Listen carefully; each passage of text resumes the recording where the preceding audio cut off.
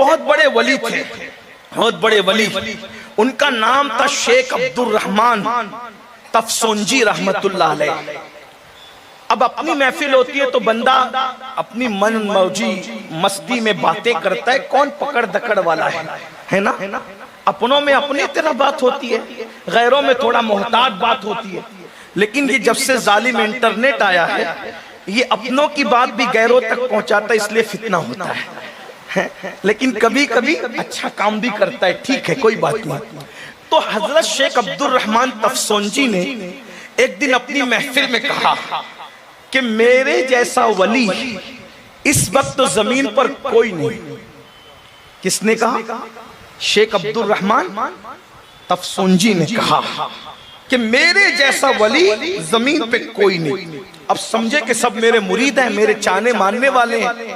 اس میں ایک قادری غوث پاک کا مرید بیٹھا تھا، وہ چادر اوڑھ کر، چادریں اوڑھی جاتی تھی ایسی چادر، اس نے چادر اٹھا کے پھینکا اور کہا اگر آپ اتنے بڑے ولی ہیں تو مجھ سے کشتی کیجئے، لڑیے، آؤ چلو آؤ۔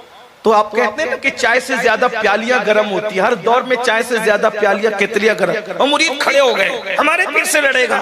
حضرت پیر صاحب نے فرمایا واقعی پیر تھے وہ، اور سچے لوگ ہوتے پھر وہ سچے ہی ہوتے ہیں، ہے نا؟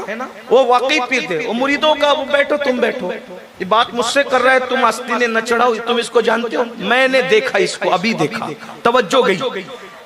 یہ پہچان کا تو بندہ نہیں ہے، لیکن اس کو دیکھ کر مجھے پتا چل رہا ہے کہ اس کے بال سے نور کی شعاع نکل رہی ہے۔ تو مجھے اندازہ ہوتا ہے کہ جب یہ مرید ایسا ہے تو اس کا پیر کیسا ہوگا۔ یہ ہے قادریت، قادریت اس کو کہتے ہیں۔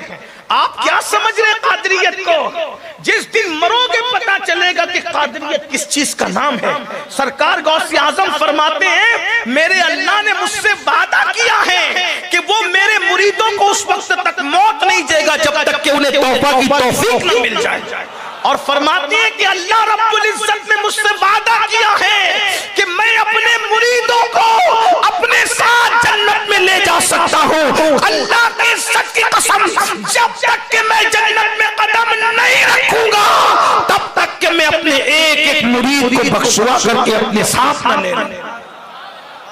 اس پر تو سنیو سبحان اللہ بنتی ہے۔ ہاں، جو اپنی مغفرت کی بشارت سن کر بھی چپ ہو تو پھر سوا اس کے کیا ہوتا ہے کہ آپ یہاں حاضر ہیں، آپ کا دماغ غیر حاضر ہے۔ کس پیر کا دامن پکڑا رہے؟ نبی ملا تو سید الانبیاء، اور پیر ملا تو سید الاولیاء، اور خواجہ ملا تو سید الاولیاء فی الہند، سرکار غریب نواز جس نے 90 لاکھ کو ایمان کی دولت عطا فرمائی۔ غور فرمائیں نا، ہم تو چھوٹے لوگوں کی بات ہی نہیں کرتے۔ امام بھی ہمیں ملا ہے تو امام اعظم ملا ہے، یہاں کوئی کم ہے ہی نہیں۔ ہاں، اور مجدد بھی ملا تو حضرت نہیں بلکہ اعلیٰ حضرت ملا ہے۔ لوگ حسد کرتے رہے، کرو ہمارے مقدر پہ حسد کرو جتنا کر سکتے، تمہارے مول میں وہ چیز نہیں ہے جو ہمارے یہاں ہے، تو حسد تو بنتی ہے نا۔ نعمت ملے تو حسد بنتا ہے۔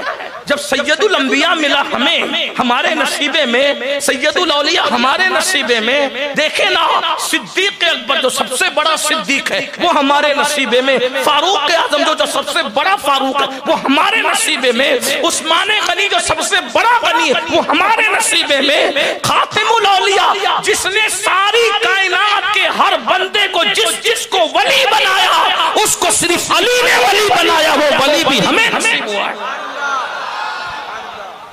لوگ کہتے ہیں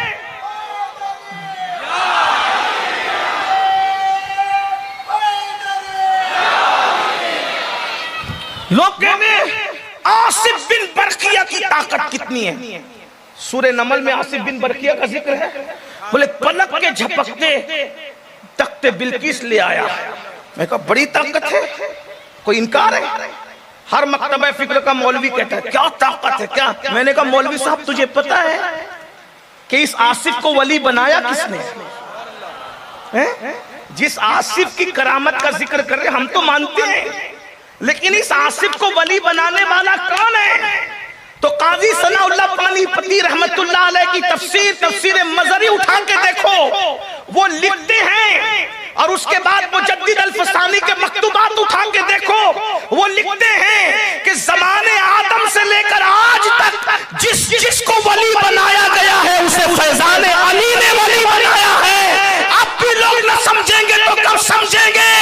آصف کو جس نے ولی بنایا، جب آصف کی قوت کا یہ عالم ہے تو آصف کو ولی بنانے والے علی کی قوت کا عالم کیا ہوگا؟ کبھی دیوار ہلتی ہے، کبھی در کانپ جاتا ہے، علی کا نام سن کر اپنی خیبر کانپ جاتا ہے.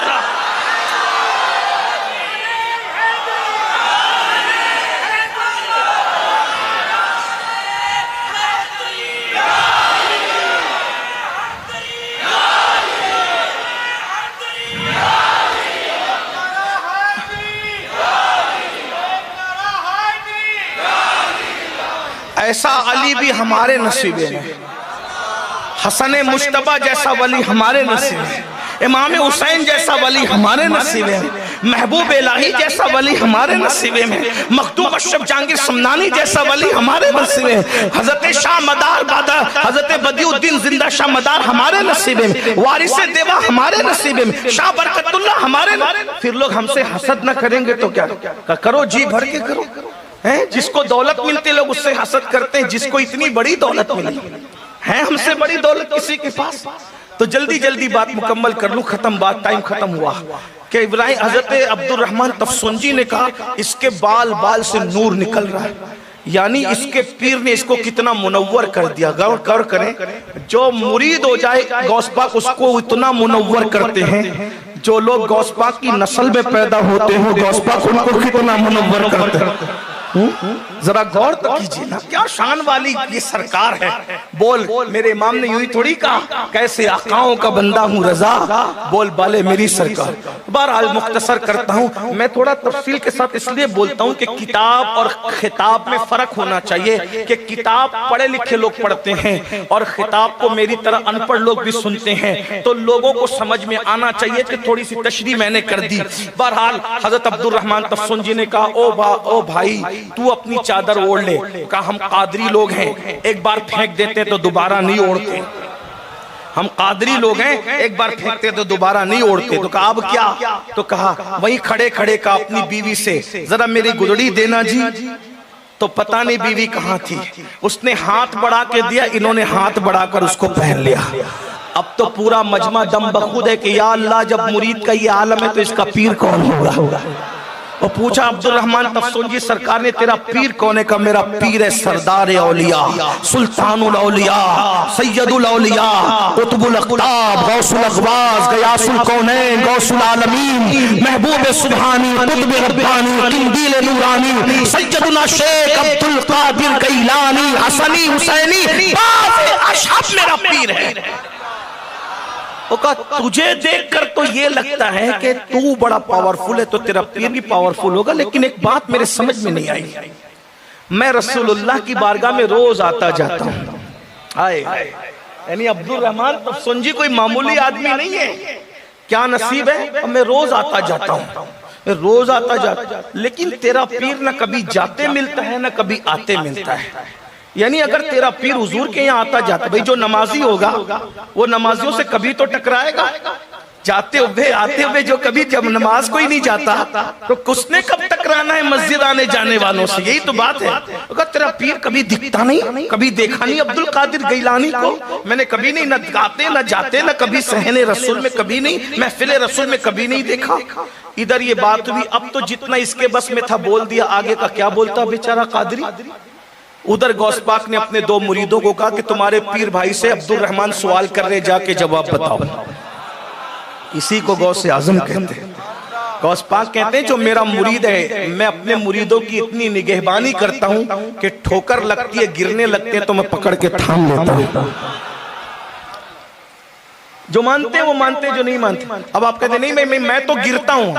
میں نے کہا مرید تو بن. پرابلم یہی ہے